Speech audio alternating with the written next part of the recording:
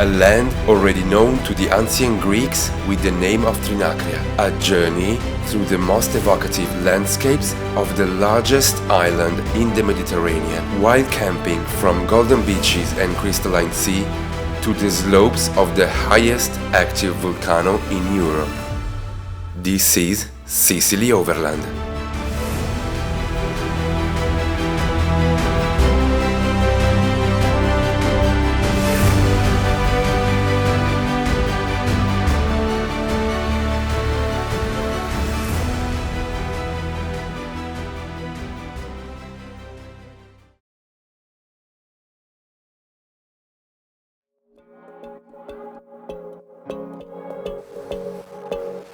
Hello guys, welcome back to the channel. If you're new here, this is Amos Adventures. I travel with my dogs on a Jeep Wrangler. And I'm here today on my winter trip to Sicily. And I will spend here more or less 10 days and I will have a complete tour of the island, which is something extremely beautiful, especially in this period. We are in December, but I don't want to talk too much right now. I prefer to show you the beauty of this island through my images. So stay with me and follow the video.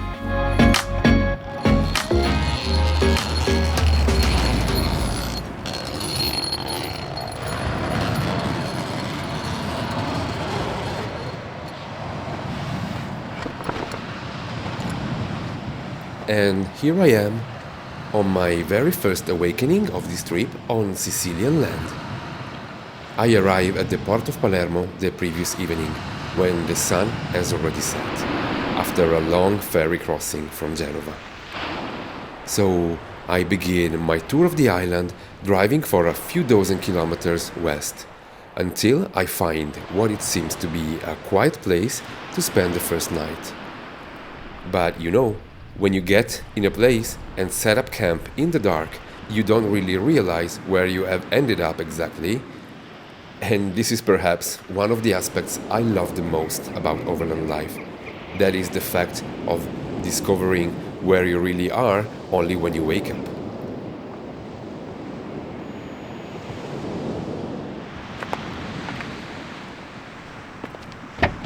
Of course, there is also the risk of having ended up in a bad place, but I must say that for now, every time it happened to me to arrive in a place in the dark, when I woke up, I've always had pleasant surprises, as in fact in this case.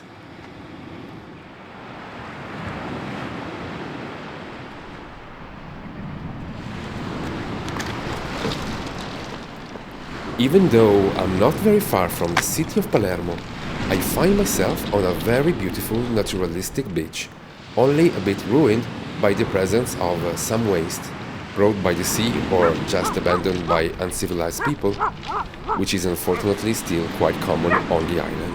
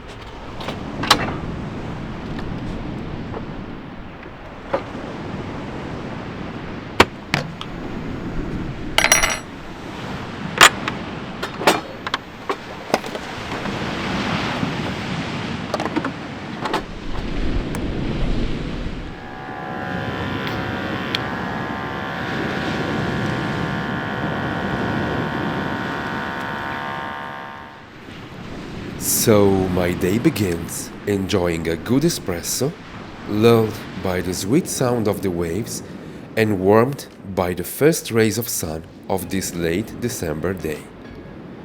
Rediscovering little by little the value of time. Time for myself to spend with my dogs. The pleasure of having no timetables to respect, or being able to simply do what I want, just like a relaxing morning walk to discover the surrounding area.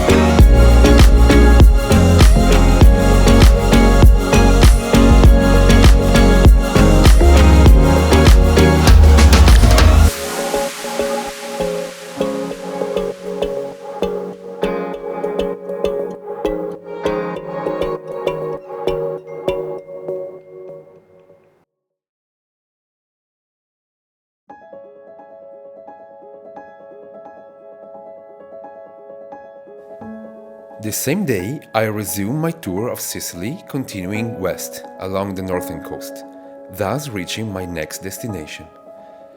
We are near San Vito Lo Capo, on the peninsula of the same name, in an area rich in natural resources with the Gulf of Macari to the west and the Zingaro Reserve to the east. The beach and the crystal clear sea, the nature reserves, the caves, the seabed, the proximity to Trapani and the Egadi Islands make San Vito Lo Capo a pearl set between the blue of the Mediterranean Sea and the majestic Sicilian mountains.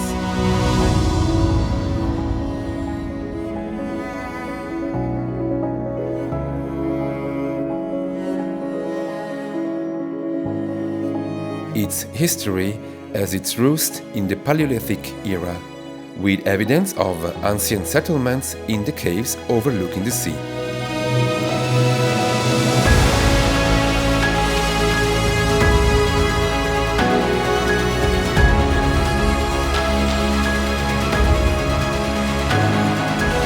My base camp for the next hours will be the natural beauty of a beach enhanced by its geographical position, the surrounding cliffs of San Vito Lo Capo. In fact, the beach is located at the foot of the cliffs, a promontory of dolomitic rocks that creates a suggestive and picturesque environment.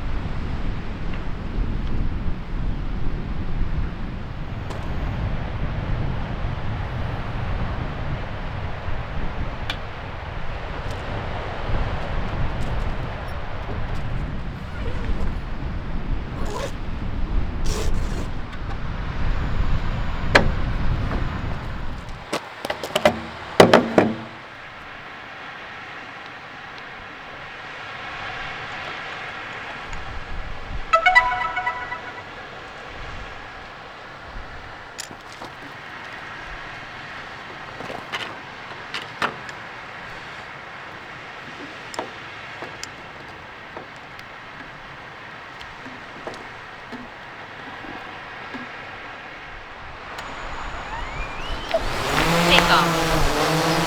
Home point updated.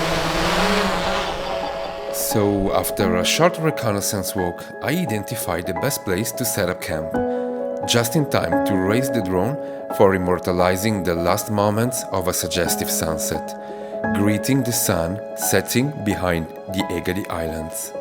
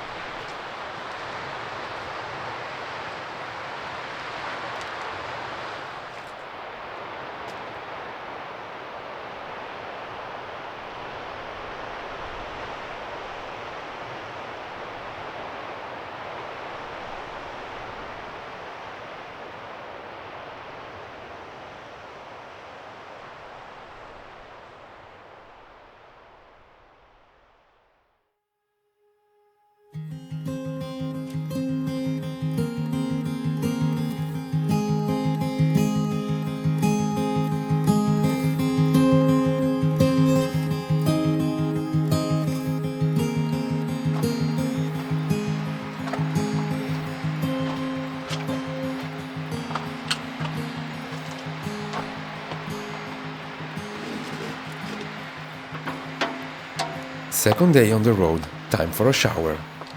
And this will be my first ever hot shower on the road. Yes, I can finally say goodbye to cold showers, which may be fine in summer, but definitely not when traveling in other seasons, especially winter. And this thanks to my new portable instant water heater. The operation is quite simple. I just have to connect the water inlet coming from my water tank and the gas inlet from my cylinder with a quick connect hose, and the heater does the rest.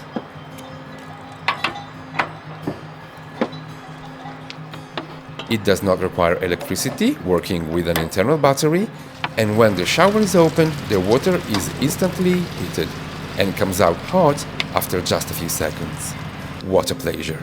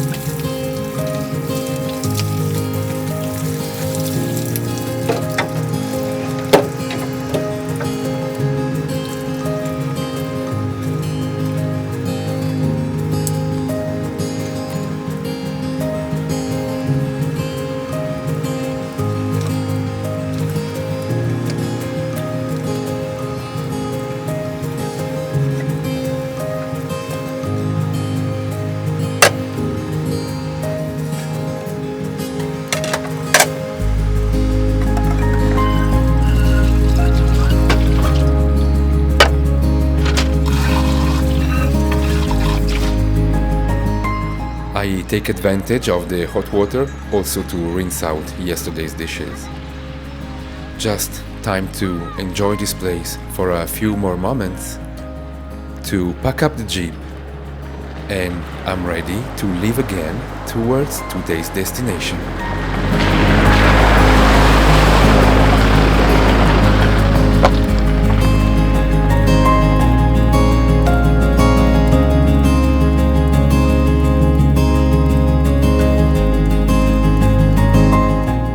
Located in the westernmost part of Sicily, between the cities of Marsala and Trapani, inside the Stagnone Islands Nature Reserve, we find the characteristic salt pans of Marsala.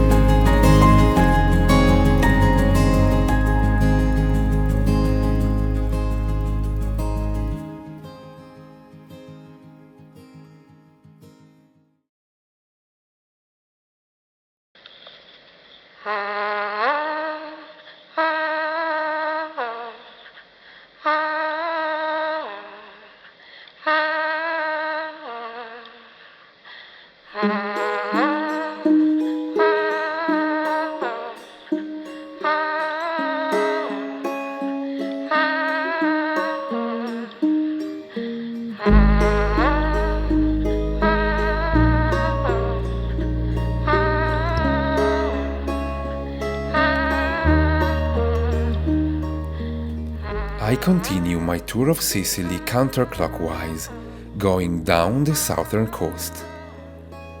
Having arrived late the previous evening, I camped for the night right next to our natural reserve, and upon awakening, I discovered the beauty of this territory.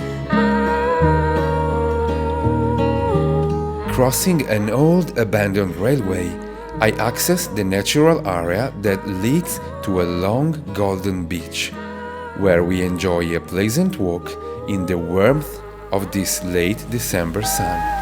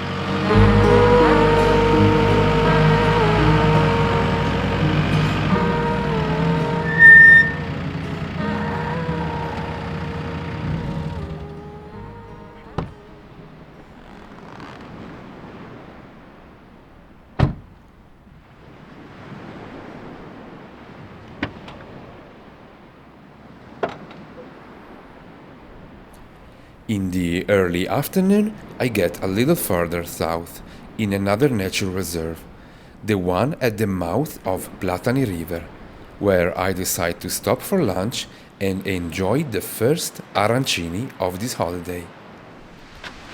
The arancino is a traditional specialty of Sicilian cuisine. It's a bowl or a cone of breaded and fried rice, generally stuffed with ragu and peas, or cooked ham and mozzarella. The name comes from the original shape and the typical golden color, which resemble an orange, arancia in Italian. The origins of the arancino are much debated. Since it is a popular product, it is difficult to find a reference of any kind on historical sources that can clarify exactly what the origins are. But the fact remains, they are delicious. Try it to believe it.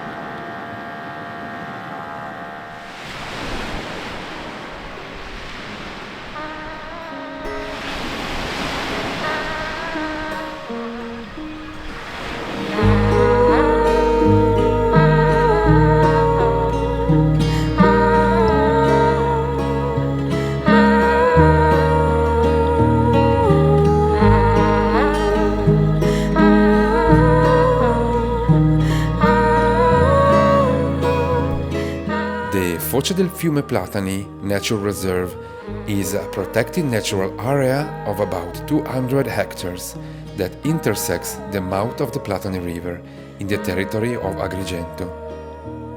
The oasis borders the promontory of Capo Bianco, home to the ancient Greek city of Heraclea.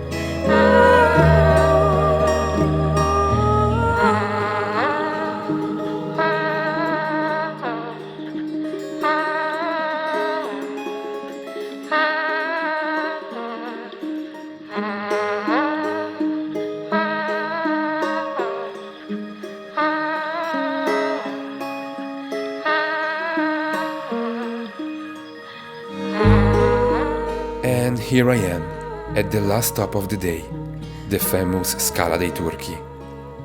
It's a white marl cliff that juts out into the sea along the coast of Rialmonte in the Agrigento area. The name derives from past pirate raids by Saracens, Arabs, and by convention Turks. In fact, Turkish pirates found shelter in this area, less affected by the winds and representing a safer landing place.